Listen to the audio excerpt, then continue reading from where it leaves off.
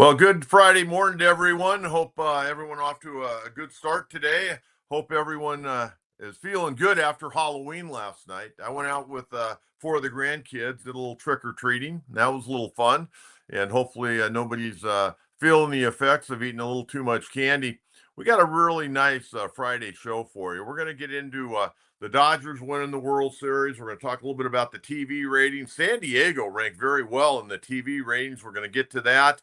We're going to talk a little bit about Jerks and Profar. We're going to talk about the Padre catching situation, and we're going to talk about a free agent left-hander, a former number one pick of the Padres a number of years ago, Max Fried.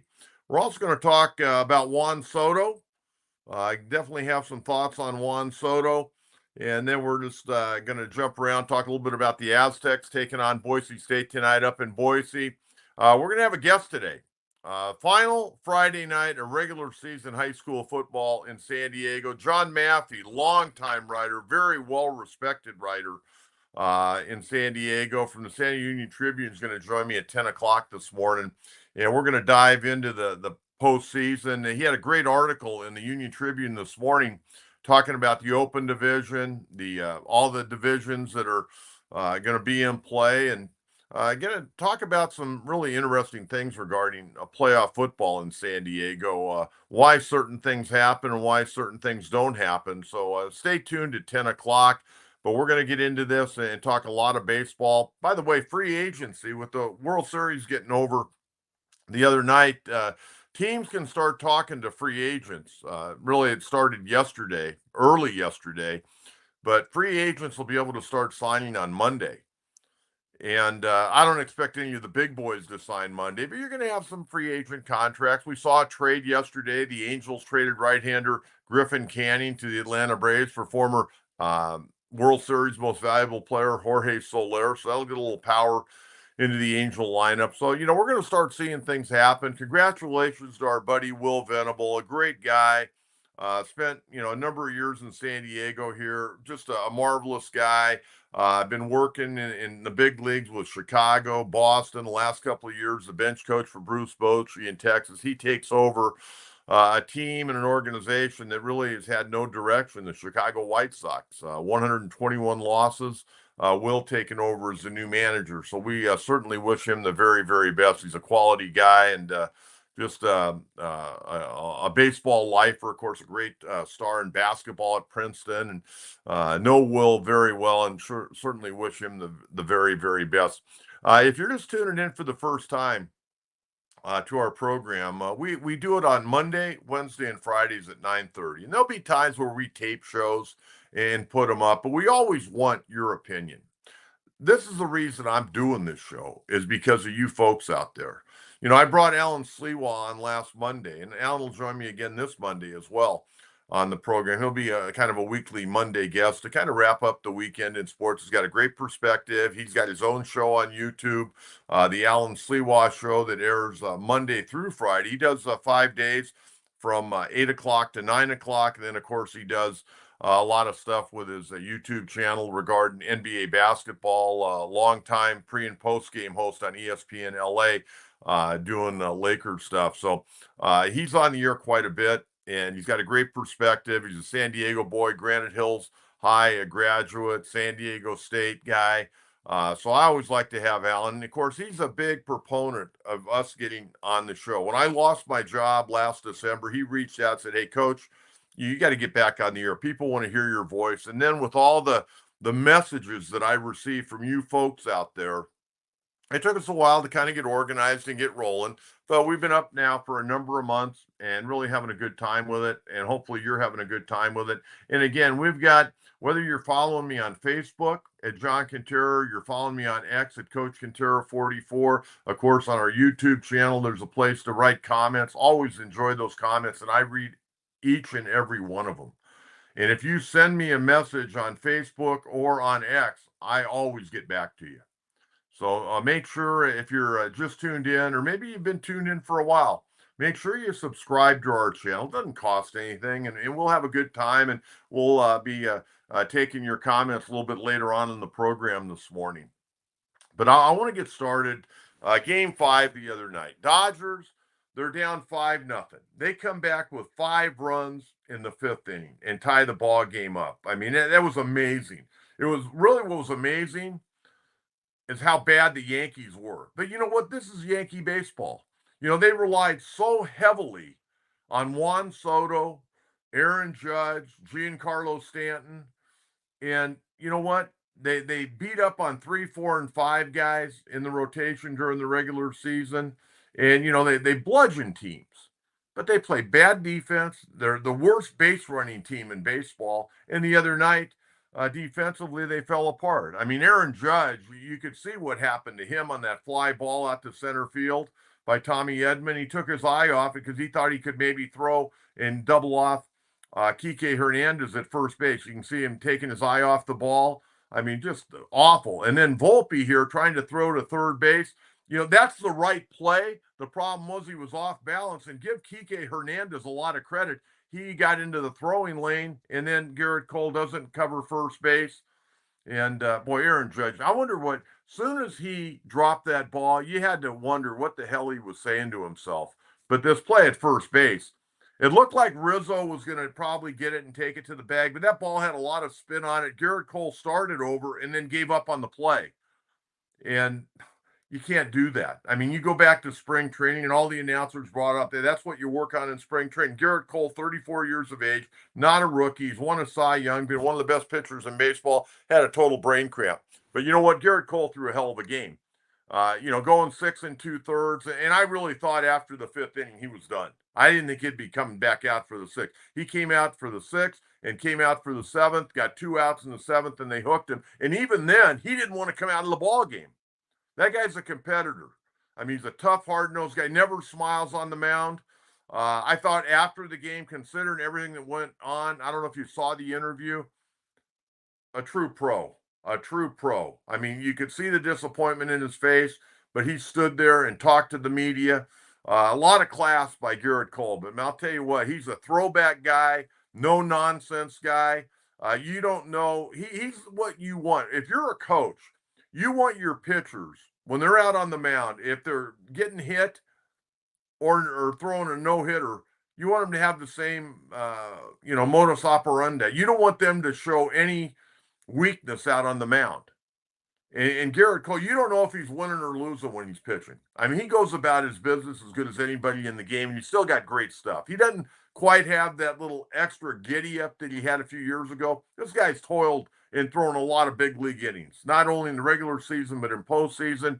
And of course, he had an injury earlier in the year, but my hat's off to Garrett Cole. That was a hell of an effort the other night. But the Yankees, 2 critical errors in the 5th inning, and then that big mental error. I want to go back to Kike Hernandez because I know some people brought it up, but base running, Dodgers are a pretty good base running team. Now, they've got some guys that can run. They also have some guys that don't run all that well, but they know how to run the bases. Kike Hernandez, pretty much average speed, I would say. But he realized, and especially being a middle infielder, like he played a lot of shortstop, he's played a lot of second. He understood where that ball was hit. And like I said, Volpe made the right play. That ball was taking him to his right to where he could throw and get it out at third base. But Kike Hernandez, knowing the situation, knowing that position, and knowing what can give a shortstop problems, he kind of darted out, kind of got out a little bit wide, and made that a much more difficult throw, and Jazz Chisholm couldn't come up with it. But it was a bad throw by Volpe. But you got to give Kike Hernandez a lot of credit. That was a hell of a job by him. And then, the Dodgers down 5-0, they tie it. They go down 6-5. And then they come up with 2 runs in the 8th inning. And the other thing about the Dodgers, they didn't strike out. I mean, in critical situations, they found a way with no outs or 1 out to get that fly ball. I mean, they did a great job, not just in this series, but in the playoffs and during the regular season. They put the bat on the ball. And that's what the Padres did most of the year. The Padres did a great job of not striking out in critical situations. And of course, in the last 2 games against the Dodgers, they really didn't mount much of an attack. 24 straight innings where they didn't score. Okay, so you got to give it to the Dodgers. But how about Walker Buehler? The story about Walker Buehler got even deeper yesterday. He had texted Dave Roberts the morning of Game 5 and said, "Hey, I think I'm good to go." Now, if you go back and remember, Walker Buehler threw on Monday night. He was a starter Monday night. Guy that is going to be a free agent, is now a free agent.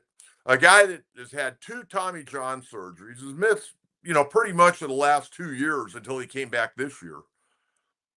And he said, "Hey, I think I'm good to go." And then during the game, this is what nobody knew the other night. During the game, he actually went back into the clubhouse and had a conversation with the president of baseball operations, Andrew Friedman, because Dodgers were in dire straits. They were running out of ball players to throw out there on the mound.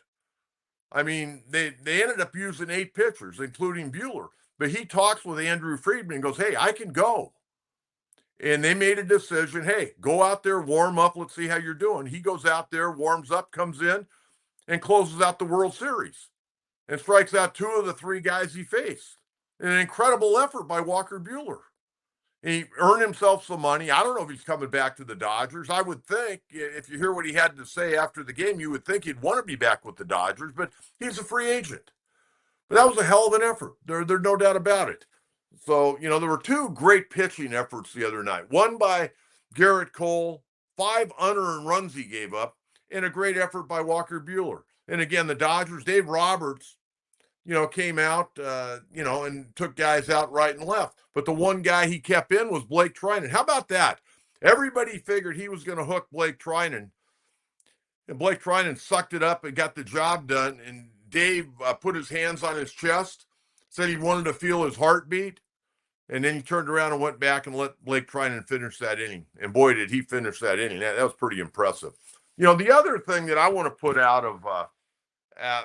put to bed, it's really bugged me. And maybe because I'm a Lakers fan, Lakers won the NBA title in that dome. And everybody, well, the Lakers, they won the tournament, blah, blah, blah, blah. Hey, they played a season that year. And the Lakers, they went through the regular season, the COVID year, and they won the tournament. And they were giving out the NBA championship trophy, and the Lakers won it. And I've had a really big problem about the way the Dodgers have been treated regarding the 2020 World Series. Now, I'm going to tell you right now, that one counts as much as anything else. And I'm going to give you some numbers. First of all, the Padres had their chance. And I guarantee you, Padre fans, and I'll speak for myself on this. If the Padres would have won the World Series in 2020, I'd still be talking about it. I'd still be wearing my T-shirts and my cap, and I'd be popping my chest out. I'd still be very proud that we won the World Series. I think the Toronto Blue Jays would. I think whoever was playing would be excited. But, I went back the other night because it was brought up a lot about, and even Walker Buehler in the postgame the other night said, you know what, nobody can take this away from us. Everybody made snide remarks about us winning in 2020, but nobody can take it away from us. We've won the championship. And, he said, we've been good for an awful long time, and they have been, and they're consistent. 11 division titles in the last 12 years. The only time they didn't win the division title, it was because the Giants set a franchise record with 107 wins, and the Dodgers were right on their tail with 106. But I went back the other night after the game. I mean, the Dodgers had an incredible run in that COVID year. They went 43-17. 43-17. That's amazing. Tampa Bay had the second best record at 40-20, and the Padres had the third best record in all of baseball at 37-23. And we were right there. Padres beat the Cardinals, and then they got swept by the Dodgers 3 straight. But, I went back and I looked at the Dodgers in the postseason. And again, if they're giving out a trophy, I mean, it's like when you take your kids out to a softball tournament or take them to a basketball tournament, baseball tournament, volleyball tournament. You want to come home with the trophy. You're just not going there. I mean, you're going there to play and develop and get better at the amateur level, but you also want to bring some hardware home. Okay? Dodgers got into the tournament and they brought the hardware home, and they deserve credit for that. And I looked at what they did in that postseason. A wild card round, they won over Milwaukee 2 straight games. Then they got to the NLDS against the Padres, beat the Padres 5-1, 6-5, and 12-3. 3 straight. Padres were out. after having the third best record in baseball that year. Then they went against Atlanta. That won 7 games, 4-3. Then the World Series won 6 games against Tampa Bay, and they ended up going 13-5. I mean, that was an incredible year. They deserved the trophy. And, I guarantee you, if the Padres would have won, we'd have had the parade. I guarantee you that. Like the Dodgers were having today, we would have had a parade down Harbor Boulevard. And I'd been right there with my Padre pennant, my Padre hat, my Padre jersey, everything. We all would be. So I'm not discrediting it because anytime you win a championship, it's huge. Okay. So I needed to get that off because I think that's very unfair. Because if we would have won it or the Minnesota Twins would have won it, everybody would have been talking about it. Okay. Let's talk a little bit about the TV ratings. I found this to be very interesting. And I also have a little story why I think they're Padre fans in San Diego to this day, or Dodger fans in San Diego to this day. Okay, this is courtesy of Bill Shaken from the LA Times, great baseball writer and a friend of our show. The percentage of TV sets in use during the World Series, the top three, LA, 53% of the TV sets that were on were watching the World Series. San Diego was number 2 at 41%, even greater than New York. How about that? San Diego, 41% of the TV sets that were on were watching the World Series when they were on. And New York was at 33%. The average viewership for the World Series was 15.8 million, and in Game 5 the other night, 18.6 million. Pretty incredible. Now, as far as San Diego, we've got 3 different types of baseball fans in San Diego. We got diehard Padre fans like I am. You've got Dodger fans in San Diego that have been Dodger fans forever. And they may be an older group because remember, the Padres didn't come into existence till 1969. But you also have a lot of kids that grew up Dodger fans because their moms and dads were Dodger fans. So you've got a pretty good group. And let's face it, everybody loves a winner. Everybody loves a winner, and they want to go down and buy their new ball cap and their championship hat and all that. But another reason why is before San Diego became a National League team back in 1969, the San Diego Union Tribune covered them morning, noon, and night. And the great Hall of Fame baseball writer from the Union Tribune, Phil Collier, who was a marvelous man, who's passed on many years ago now, he was really tight with the Dodgers. In fact, I'll tell you how tight he was with the Dodgers, and namely Sandy Koufax. The San Diego Union Tribune's Phil Collier is the one that broke the story when Sandy Koufax was going to announce his retirement. That's how close the San Diego Union Tribune covered the Dodgers pre-National League Padres. And so there are a lot of Dodger fans in San Diego. And again, everybody loves a winner, but some kids were brought up as Dodger fans. And the Dodgers did a great job back in the 60s after they moved to Brooklyn. They did a great job of blanketing Southern California and really working on a Hispanic market. And of course, Fernando in the early 80s, got that thing rolling, and we know about his history. And the other fan in San Diego is just a general baseball fan who loves baseball. And I'm a Padres fan, but I love watching baseball. It doesn't matter what game it is. I'd watch a Japanese game. I watch amateur games. I love baseball. I love the game of baseball. And so I thought I'd share that with you a little bit today. Okay, I want to get to Jerks and Profar again. John Maffei is going to join us right about 10 o'clock today. Jerks and Profar, a free agent. And there was a story the other day by Patrick McAvoy in the Sporting News, a good writer, and everybody, trying to stir up free agent talk. And, Profar is a good guy to talk about because he's been a catalyst here in San Diego. No question about it. He's had his best years in San Diego. This last year, really, really good year. 280, 29 doubles, 24 homers, 85 RBIs. Only struck out 101 times and over 650 at bats. Plate appearances, did a great job.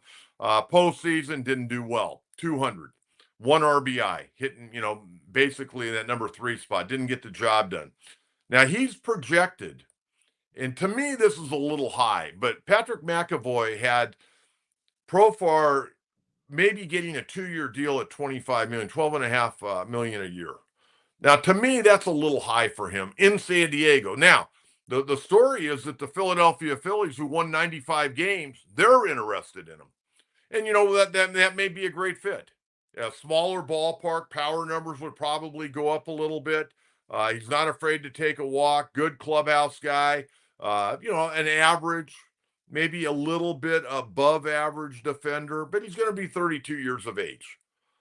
And I don't know if he fits in there or not, but Phillies have been mentioned, the San Francisco Giants, and of course the Padres. Now, again, I mentioned it earlier in the show. Free agency opens up on Monday. Now, again, I don't expect a bevy. Maybe the lower level guys will sign early, but the guys that are going to get significant money probably are going to be out there for a while. Guys like Corbin Burns and Pete Alonso. But Jerks and Profar, if you're a Padres fan, I would ask you right now, would you be willing to give Jerks and Profar a 2-year deal for a total of $25 million? He made $1 million this year, and he made about $1.5 million in incentives. So he ended up making about $2.5 million, and he made the National League All-Star team, and deservedly so. So you tell me, what do you want to invest in a 32-year-old left fielder who's coming off his greatest year ever? Can he repeat that? I kind of wonder. I kind of wonder if he can repeat that. And you look at his career games. He's a 245 career hitter, and he hit 280 this year. Are you going to bank that he's going to hit closer to 280 or 245 going forward? Got a career on base percentage of 331. Not bad. A career OPS of 726. You tell me, I'm asking you right now, Padre fans, if you could sign Jerks and Profar to a 2-year, $25 million deal, would you do that? You tell me. We got our comments down there. Let me know. I want to hear from you on that. And again, the other potential fits, and somebody else could jump into the fray, but the Giants, Philadelphia, and the Padres. Okay, next situation I want to get to is the catching situation. And let me tell you, we can talk about Ethan Salas, the young 18-year-old catcher, until we're blue in the face. That's great that he's playing great in the Arizona Fall League. I'm so excited about that. But you know what? This kid ain't ready to play in the big leagues next year. I got news for you.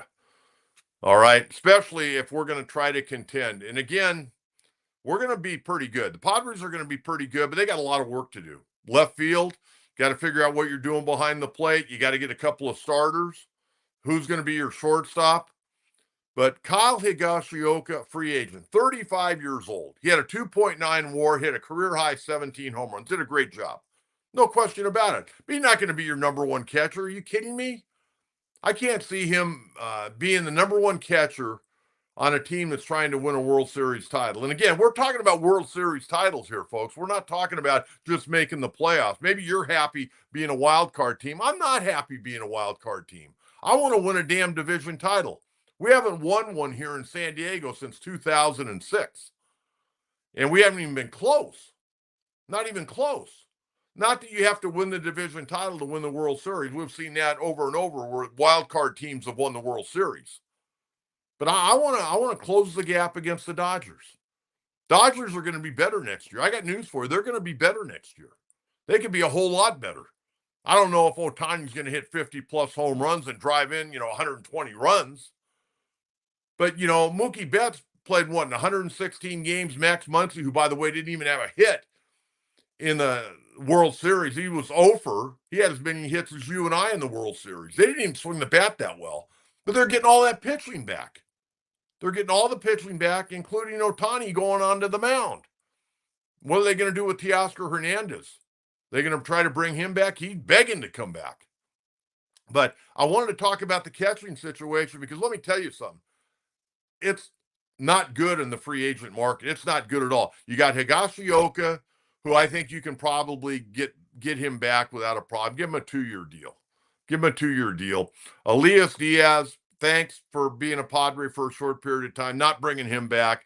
And then Luis Camposano, who played in 91 games this last year and hit 227 with a 281 on base percentage. Are we going to go down that road again with Luis Camposano?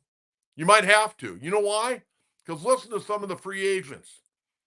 I mean, Gary Sanchez, who's got a mutual option, he could go back to the Twins, or Milwaukee. I guess he was in. He was been with the Twins, but with Milwaukee, you got Danny Jansen. Yeah, he's not a frontline kid. Carson Kelly, Yasmani Grandal at 36 years old. Austin Hedges, we're not going there. He's 32. You go on and on. I mean, there's nobody in the free agent market catching wise that I want to bring in here. None of them. I mean, Jan Gomes, 37. Tucker Barnhart, who got released at the end of the year, 34. Luke Maley, 34. Kurt Casale, Omar Narvaez, Martin Maldonado is 38. Max Stassi, 34. Are you kidding me? I mean, you're going to have to make a trade. You got to get a frontline catcher in here. And I don't want to hear about this guy or that guy who hit 197 last year. You got to get a guy that can come in here and help the ball club. And right now, Padres going to have to figure out. I mean, the catching situation is awful. Not only bad with the Padres, it's awful around baseball. I mean, the free agent list is as bad as I've ever seen it at the catching position. Just terrible. Big John, 2 for 25 is good for Profar. Ownership can afford it. I'm really paying it with my $16 beers. Tell you what, John, you better buy a lot of those $16 beers, not only for yourself, but whoever you're taking to the ball game, because that's a lot of money. Remember, Fernando Tatis is going to go from making $11 million this year up to $20 million. And then you got all the guys that are arbitration eligible. And, I think the payroll's got to be at least $200 million. I don't know how it can't be $200 million. WK, I like Profar, but doesn't make sense to sign him unless the number makes sense. Would not do 2 years, $25 million. Okay. See, $12.5 million for Profar is a little bit of a gamble. It's almost like a thank you for doing a good job this year. But at the end of the day, you can't give out thank yous. We're not the Dodgers. I mean, Kershaw, you can come back at what, on a $10 million option next year. I bet they end up giving him more. That's more of a thank you for having a great career and being a great teammate and a great ambassador. Padres are not in that situation now. They're not in that situation. They've got to watch every nickel and dime, and we got to get some players in here. I mean, we got to get better. I mean, if you're the Padres, you got to get better. You got to get better. The catching situation is really a disaster around baseball as far as this free agent list. And the Padres, yeah, they could bring Campusano back. They could re-sign Kyle Higashioka. Great.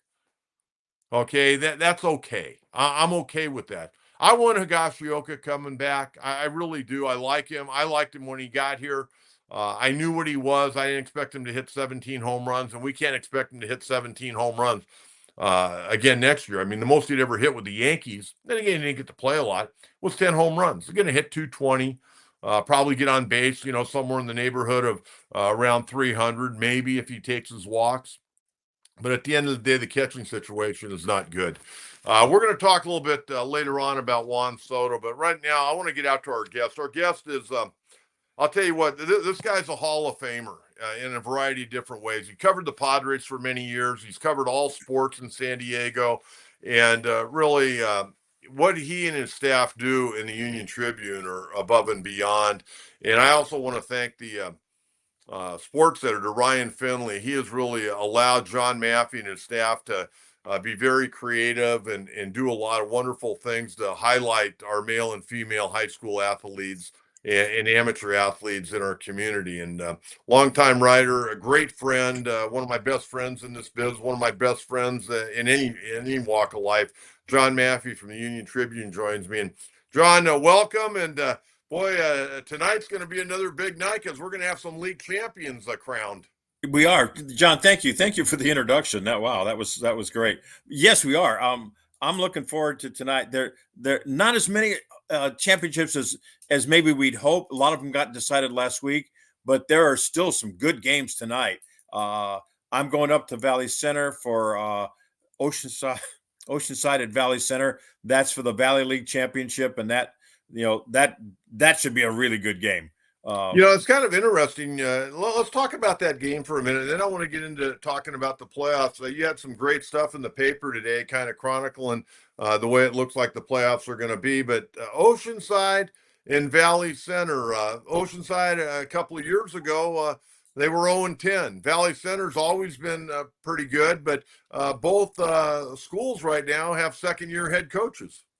Yes, and I think Oceanside finally got it right. Dave Rodriguez did a really nice job at Oceanside after taking over for John Carroll, and then for whatever reason, it kind of got away from Dave.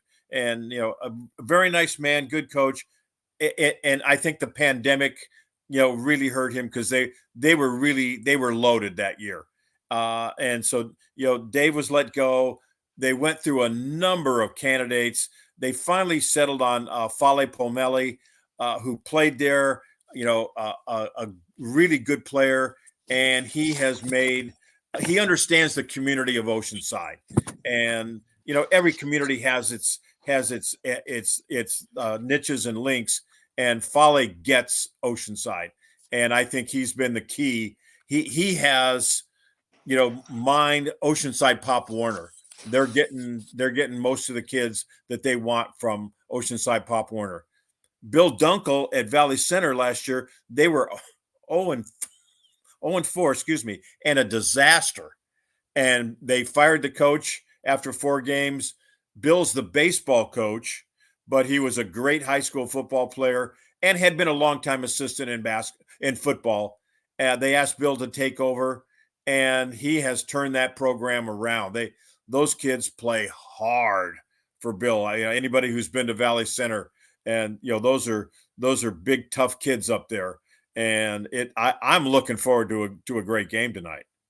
John, let's talk about the Open Division. Once again, I got a lot of questions about the Open Division. Number one, it's 4 teams. Do you ever see in the future it expanding more than 4 teams?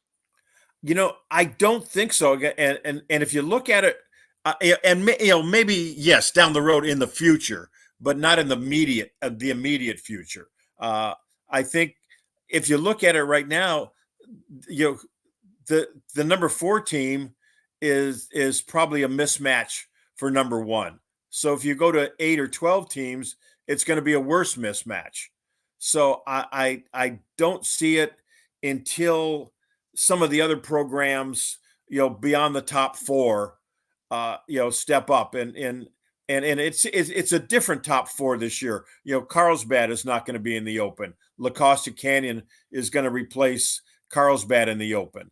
Oceanside, if they keep progressing, could be an Open team. San Marcos is close to being an Open team.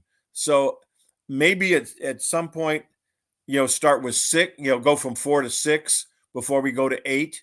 But I don't think it's going to happen right away. All right. In the projections, you had it in your article today, and I would encourage any of our listeners here to pick up a copy of the Union Tribune. Some great high school stuff, a variety of different things to talk about. Open Division right now, it looks like Lincoln will be number 1. La Costa Canyon, we'll talk about them in a minute. Number 2, Cathedral Catholic at number 3, Mission Hills number 4. After tonight, do you see any of that thing changing? I don't. I think it's strictly going by Cal Preps, by not Max Preps, but Cal Preps, and just a little different than Max Preps. And this was the coach's decision. They've used Max Preps, they've used power rankings, they've done just about everything, and nobody likes anything. So they're going to try this year. And you can see the point values. And I think what the coaches like about about Cal Preps is that you can really see that Cal Preps puts a very heavy emphasis on strength of schedule. So, you're not going to get away with scheduling, Little Sisters of the Poor. You need to play at least even or up. And that has become very evident as we've gone through the season. So Lincoln is their power ranking is way up there, and the other teams beyond the top 4 are not even close to jumping in there. And I don't think there's going to be any flip flops on those 4. Okay, let me ask you this, because I'm one of those old school guys. I love, who did you beat? And what did you do head to head? Granite Hills, who had an incredible year last year, they're not going to be in the open division. And right now, Mission Hills is the number 4 team. Explain to me why Granite Hills, who beat Mission Hills in week 1 head to head, they're dropping down. They've got, I think, 2 losses, if I'm not mistaken. Yes. Why are they not the number 4 team in Mission Hills being Division 1? Well, good question. And I asked Joe Hines, our commissioner, that question. First of all, Granite Hills is the number 6 team. San Marcos is 5. Mission Hills beat San Marcos, so that's okay. In the old days, to explain everything, this is the first year where divisions were not assigned before the season. It used to be, and as you well know, the teams were given. There were 16 teams in D1. 4 of those would be open. 12 of them would go to D1, and there were 16 teams in D2, and so on. You were assigned a division based on your last 3 years of competition.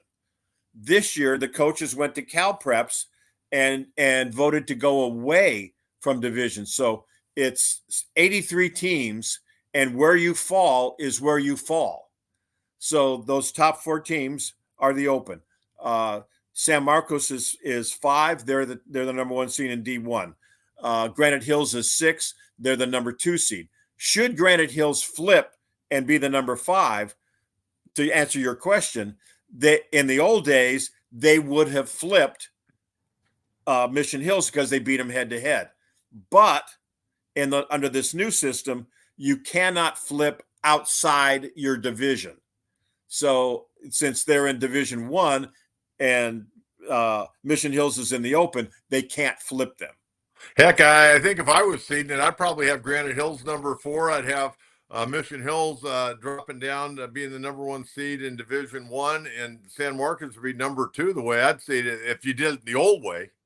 In the old way, and I mean, going back, and I had an item in my story today. In the old days, and you were probably at some of these meetings where the coaches each got like 3 minutes to present a case to the advisory committee, and you'd bring donuts and coffee, and and everybody's it's kumbaya, and they get in the meeting, and the language and the testosterone in that room, and you and I have been friends forever, but I want to be ahead of you, so I'm calling you names and you're calling me names, and and we're beating each other up, and then after the meeting, we all hold hands and go to lunch. But in the room, it was brutal, and it took 3-4 hours. This meeting on Sunday to seat it is going to take less than an hour. Yeah, what I was going to say, you're talking about coffee and donuts and going to lunch. I guarantee you, in most of those meetings, it was a real late lunch. Yes. Yeah, I mean, you meet at 9 o'clock, and it was 1:30 before you got out of there. And team, the East County would be huddling with the East County guys and the South Bay guys and the North County guys, and the city guys, and hey, you got to stick up for me, and and it's tough if you're the city rep, and the coach from the city wants a favor from you. It's hard to say no to that person. So that was a system I'm glad they did away with. But I do think there should be some, computers are computers. They don't see everything. They don't know that there's an injury. They don't know that Mount Carmel lost its quarterback in week 4. Computer can't tell you that. And I think there should be some human element to the playoffs so that things like that, injuries can come up. I think that's a very good point. Okay, I want to jump around. I want to stay with the open division for a minute. I want to kind of roll through the 4 teams that are projected. Let's start with Lincoln. I mean, David Dunn, let's face it. David's been down there about 20 years now. Former Morris Tiger, played for the great John Shacklett, played at Fresno State, played in the NFL, come back to the community, and really has done an incredible job there.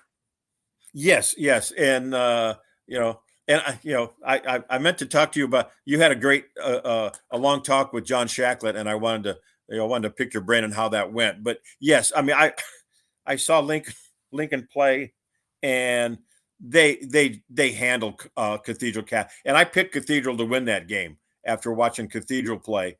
I just thought that Cathedral matched up, athletically and physically, and they could get him again on a different game with a different officiating crew. Ball bounces a different way. There's not a you know there's not a pass interference call on a deep ball. It's not that Cathedral or even La Costa, couldn't beat Lincoln. But right now, Lincoln is they're athletic, they're well coached, and people. And that's what kind of bothers me about Lincoln is people go, well, they're not very well coached. Lincoln is very well coached. David Dunn, he's done a really nice job of hiring assistants, and Lincoln has a chance. Like I said, they can get beat, but I think they have a chance to run the table, win a SoCal game, and get to the state championship game. Yeah, they held Cathedral to under 30 yards rushing. When's the last time that happened to the Dons? Yes, yes, and the wild card in that game was Cathedral is big and tough and physical up front. They got after Achilles Smith Jr., the quarterback, and Achilles reminded me a lot of Reggie Bush, and when Reggie was playing quarterback at Lincoln. And the worst thing you could do, Marcus Allen? Or I'm sorry, Marcus Allen. I'm sorry, Marcus Allen. When the worst thing you could do to Achilles and Marcus was flush him out of the pocket. You want to keep him in the pocket. They flushed him out 4 or 5 times. They had him sacked. He escaped, and he's a jet. He's 6'6". He's got long legs. He's got good vision, and he probably turned 4 or 5 sacks into positive yards. And to me, that was the difference in the game. You sack him, and you make it 3rd and 24, and instead now it's first down, and Lincoln's going in for a score. All right, John, I want to ask you about one other open division team, and right now they're projected to be number 2, and that's the La Costa Canyon Mavericks. I'm going to see them tonight against my alma mater, Torrey Pines. I think it'll be a pretty good game. Torrey they play good defense. They struggle to score. They're trying to implement a little more passing. It's been kind of a struggle for them. But Sean Sovacol, who's been there 15 years now, got really his best team. They're 9-0 right now, and it seems like for the most part, they've stayed healthy. I know they got a key running back out right now, but in the past, boy, down the stretch, they've always gotten off to a good start and kind of fallen apart due to injuries. But overall, pretty healthy. Your thoughts on La Costa Canyon? I saw La Costa Canyon last week, and Kobe Herman, he wears number 0. They call him Agent Zero, and he does everything for them. He returns kicks. He runs the ball. He swings out of the backfield, and he went out early in the 4th quarter with a high ankle sprain. He was on crutches after the game, and I heard him talking to some teammates that he didn't think it was that bad. Sean's playing it. Sean's not going to let Torrey Pines know what's going on, and I don't really know if Kobe Herman's going to play tonight. And I know Sean wants to go 10-0. He wants to beat Torrey Pines. The young man that they brought in to replace Kobe in the backfield is not Kobe. He's a good. Obviously, he's on a varsity. He's a good player, but he's not Kobe Herman. So they'll throw the ball probably a little bit more tonight, and they have a very good quarterback in Quinn Roth. They use their tight ends very well. They're dragging them across the middle. They're running them on fade routes. So I would think if Kobe doesn't play tonight, you'll see La Costa put the ball up probably 35 times. Hey, John, let me ask you a question here, and I want your opinion. For me, I got a problem with the play. There are too many teams in the playoffs, too many teams that really aren't deserving. I mean, when you've got teams that are going to be in the playoffs that are 0-10, 1-9, 2-8, playoffs have gotten way too watered down. There's too many divisions, in my opinion. I don't disagree with you. by the CIF bylaws say that 75% of the teams that are eligible, so 75% of the 83 teams have to make the playoffs. So in order to change that and and pare that down, they would have to change a bylaw, and that's going to probably take a year or two to do that. And that's something the coaches would have. The coaches advisory committee would have to pass along to the CIF commissioner, who would then take it to the board of managers, and it's a whole process.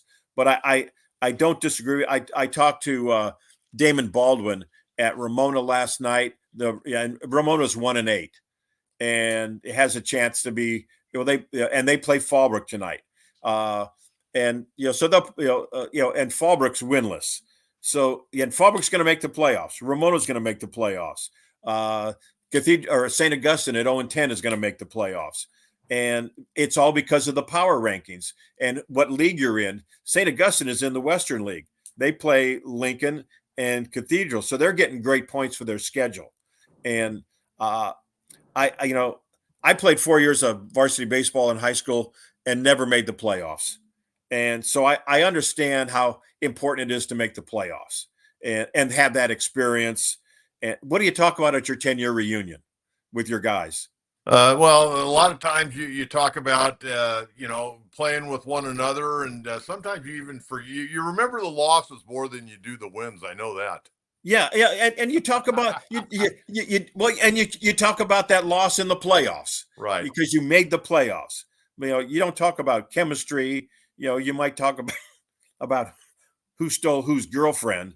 But you talk about your playoff game. But it's almost like a participation trophy. It kind of is, and you look at the teams that aren't making the playoffs, and they shouldn't be in the playoffs. And for the first time this year, there will probably be no teams with winning records that don't make the playoffs. But I honestly, if I had a vote, I would make every team. I would probably make the open division an 18 bracket, make 4 brackets of 16, and cut it down from 64 teams to maybe 56. I do agree with you. I think there are too many, but by their bylaws, they have to go with 64. All right, John Maffei, great stuff. Enjoy the game up in Valley Center. They got some good vittles up there, so get up there early. They do. I'm looking forward to a little pulled pork sandwich or something. That's great. Safe travels, John. Thanks as always for the time. Thanks. Enjoy your game tonight too. All right. Thank you. Be well. Yeah. There's John Maffei from the Union Tribune, a great guy, a lot of valuable information. And we'll have him on each and every Friday to chronicle what's going on in high school sports. Okay, a couple of other things I want to get to. And again, if you got comments, we're talking about 2-year deal, $25 million for Jerks and Profar. That's been rumored out there. Not that the Padres have offered that, but would you sign, if you're AJ Preller in the Padres, would you sign Jerks and Profar 2 years, $25 million, $12.5 million per year? For me, that's a little pricey for Jerks and Profar. I don't know if he can repeat next year what he did this year. And again, he's a 245 career hitter, so make sure you give me your take on that. The other guy that I wanted to talk about today, well, there's two guys. I'm going to talk about Max Fried. I love Max Fried. Now, I know that he is not maybe held up physically like guys like Corbin Burns or Blake Snell. And Blake Snell could be in the mix in San Diego. I think the Dodgers may talk to him. The Giants would like to have him back. The Yankees, the Phillies. But Max Fried, a Southern California guy, a guy that was drafted by the Padres a number of years ago, in 2012, first-round pick, 7th overall. He was traded, less than 2 years later to the Atlanta Braves for Justin Upton. How'd that work out? Justin Upton was here for 1 year. And the Padres got a right-hander by the name of Aaron Northcraft, who they DFA'd and eventually years later came back and pitched a few games, but out of the bullpen. But Max Fried's had a great career. I mean, a great career. And I'd like to see the Padres, kick the tires on Max Fried. And again, he's not a guy that's going to make 33 starts, probably going to make, 27, 28 starts, but that's kind of where a lot of the Padre pitchers are. Not only that, you get a left-hander in the starting rotation. Max Fried's career record, 168 games, 151 starts, 73 and 36 with a 3.07 ERA. I think Padres could handle that. I'd love to see him. This last year, 29 starts. He had a couple of complete games. 174 in the third innings, gave up only 146 hits. Had 11 and 10 record though, because the Braves weren't very good. And we know that, wins, how wins and losses can go for pitchers, but his numbers were off the charts. Two-time All-Star, three-time Gold Glove guy. And I know pitchers don't hit any longer, but he also won a Silver Slugger in 2021. Kid out of Harvard Westlake, same school that produced Jack Flaherty. So I'd like to see that. The other guy I want to talk about here, and then I want to mention the Aztec game tonight, is Juan Soto. I got a problem with him. I got a real problem with him. The other night, and I know he's 26 years of age, but this guy's not a rookie. He's been around since the big league since 19 years old. But my problem with him was he knew he was going to get the question after the series was over. What about, free agency? You're coming back to the Yankees, blah, blah, blah, blah, blah. And rather than saying, you know what, guys, it's a tough loss tonight. It's a tough loss. We'll talk about that another time. Juan Soto stood there and goes, well, I'll listen to all 30 teams. I'll listen to all 30 teams and see what they have to offer. I mean, come on. To me, that was kind of Bush. I mean, show some respect for the organization. Show some respect for your teammates. You guys just lost and threw away a game. But, he's a guy, he's going to go wherever the big money is. And, I've heard, LA, he's not a Dodger type of guy. I can't imagine the Dodgers bringing that guy into the clubhouse. I just can't imagine that. And if they do, that'd be almost like a secret weapon for the Padres, because Juan Soto is all about Juan Soto. Don't let that fool you. He's all about Juan Soto. That's why when he got traded by the Padres, I was not worried about that. It was addition by subtraction. It was all about Juan Soto. Okay, so he'll be with the Yankees maybe 1 year. He may go back to the Yankees, and great for the Yankees. Probably end up with the Mets. And it'll all be about Juan Soto there. They said yesterday there were 11 different organizations that reached out. San Francisco will reach out. He won't go there unless they pay him buku bucks, because he's not going to be able to put up the power numbers in that cavernous ballpark in right center field. I mean, the guy can hit the ball out of any ballpark. The guy is an incredible ball player offensively. Defensively, he'll end up being a DH. He's going to sign, a 14, 15-year contract? He'll end up being a DH in his early 30s. He played singles into doubles and doubles into triples in the World Series.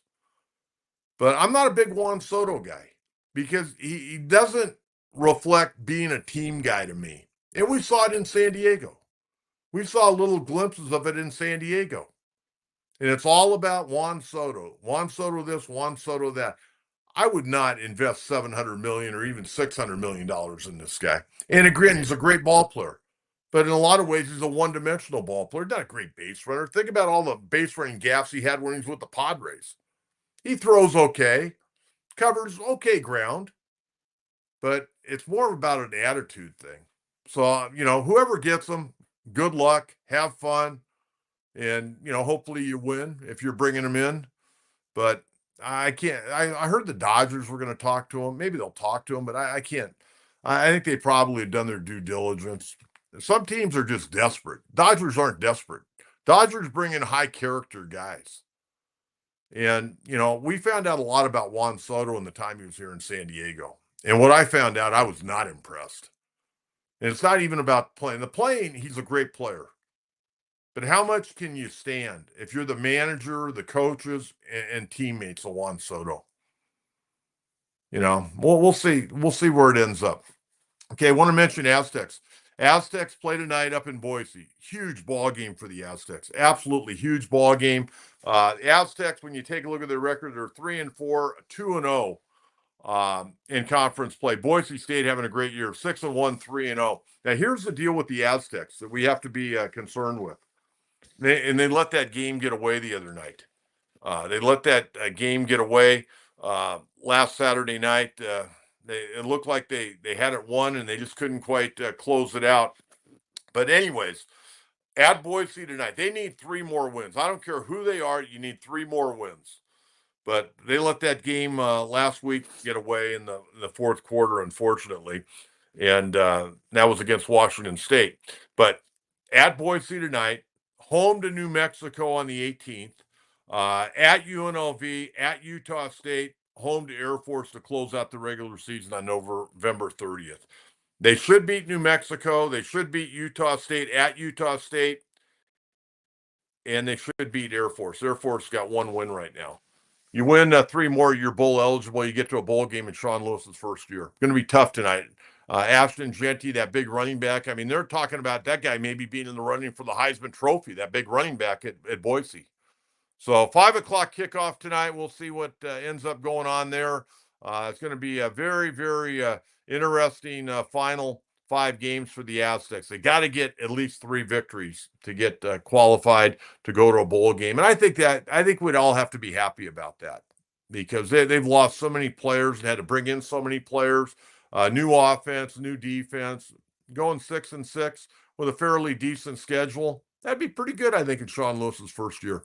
Okay, we're going to close it out. We'll be back in on Monday morning at 9:30. We'll continue to talk Padres. We may even have more news on the Padres on Monday. Let me tell you, who knows? This weekend, things are going to really start percolating with free agency being able to sign ball players on Monday. So we'll have all the information. Hey, let me tell you something, folks. I'll be very honest with you. This is the place to be for Padre information. This is the place to be because we're going to get you solid information. We're not going to get you, well, they're thinking about doing this or they're thinking about doing that. We're going to have solid information. Not that there aren't going to be trade rumors out there that we're going to talk about, but we will bring you solid information. And again, we've got our chat box on our YouTube page. We've got my Facebook page at John Quintera, and we have my X page at Coach Quintera 44. If you got comments, love to hear from you. Again, I'm throwing it out there. The rumor out there is that Profar is probably in line for a 2-year, $25 million deal. Give me a yay or nay on that, and we'll tabulate those and talk a little bit more about it on Monday morning. I hope everyone has a great weekend. Great weekend. And again, don't eat too much of that candy that you garnered for Halloween. And until Monday morning, Coach John Quintera, have a great weekend. Talk to you Monday, everyone. Thanks for tuning in. Bye-bye.